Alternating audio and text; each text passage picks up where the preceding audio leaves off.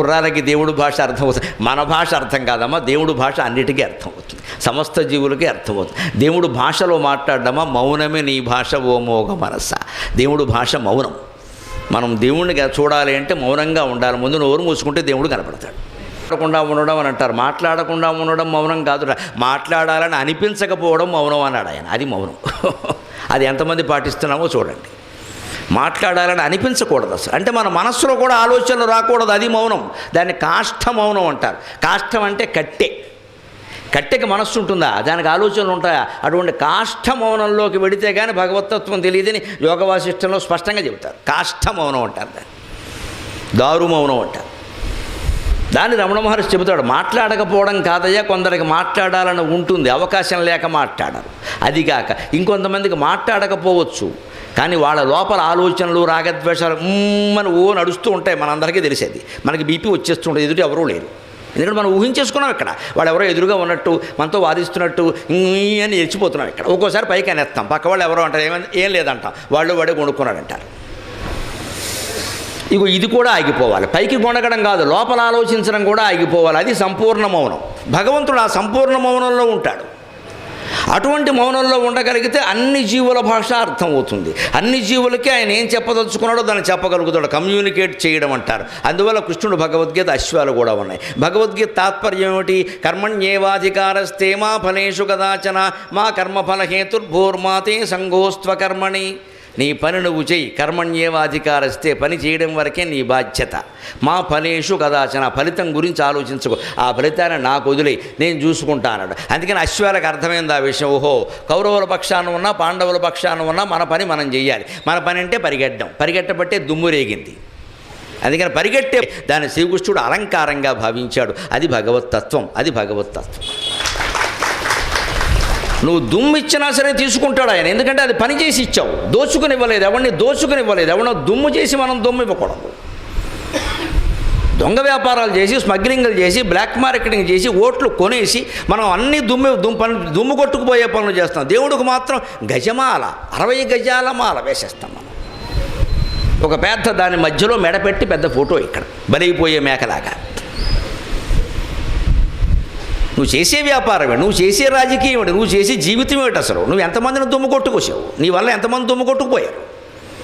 అది ఉండదు. శుభ్రంగా పొలాలు ఆక్రమించు, స్థలాలు ఆక్రమించు, అన్నీ ఆక్రమించు. ఎందుకంటే అధికారాన్ని ముందు ఆక్రమించాం కదా. దేవుడికి మాత్రం గుడి కట్టే, దానికి పెద్ద దండ వేసి.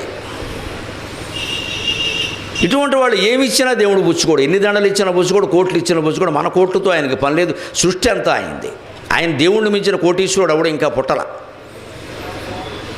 మన అజ్ఞానం వల్ల మనం అనుకుంటాం అంత మేము చాలా వైభవంగా. వైభవం కాదు, కావాల్సింది నీతి కావాలి, భగవంతుడికి ధర్మం కావాలి. నీ వైభవంతో ఆయనకి నిమిత్తం లేదు.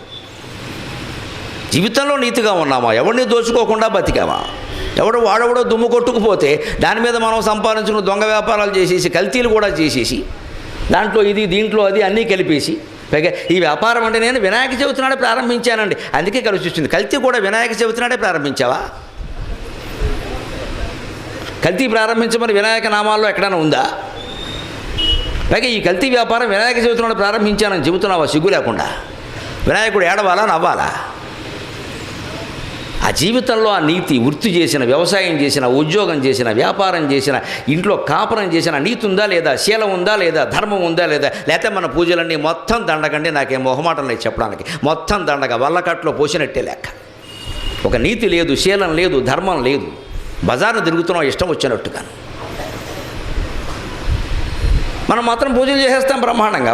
ఊళ్ళో ముత్తైదువులందరినీ పిలిచేస్తాం. ఇక్కడ ఎంతమంది ముత్తైదువులను పిలిస్తేవమ్మా, నువ్వు నీతిగా ఉన్నావు లేదు నువ్వు ఆలోచించుకో, ఉంటేనే పూజ ఫలిస్తుంది, లేదా ఫలించదు. ఆడదైనా అంతే, మొగాడైనా అంతే. ఏం మొహమాట పడాలి నేను చెప్పడానికి. సమాజంలో ఆ పరివర్తన వచ్చి తీరాల్సిందే. మనం ఉండడం ఎవడో చెప్పడానికి వీల్లేదు. మనకి మా ఇష్టం వచ్చినట్టు ఉంటాం, మీరెవరు చెప్పడానికి? అందుకే దేవుడు కూడా వాడు ఇష్టం వచ్చినట్టు వాడు ఉంటాడు. జీవుడికి ఎంత స్వేచ్ఛ ఉంటే దేవుడికి ఎంత స్వేచ్ఛ ఉంటుంది. కానీ గుర్రాలను ఎందుకు దేవుడు గుర్రాల గీతల నుంచి వచ్చిన దుమ్ముని దేవుడు నుదుటి మీద ఆభరణంగా ఎందుకు ధరించాడు అంటే అవి అమాయక జీవులు, వాటి కళ్ళకి గంతలు కట్టారు, ఇలా నడుపుతున్నారు. అది పరిగెట్టడం తప్ప దానికి ఇంకోటి ఏం తెలియదు. దుర్యోధనుడు గుర్రమైనా అర్జునుడు గుర్రమైనా పరిగెట్టడమే తెలుసు.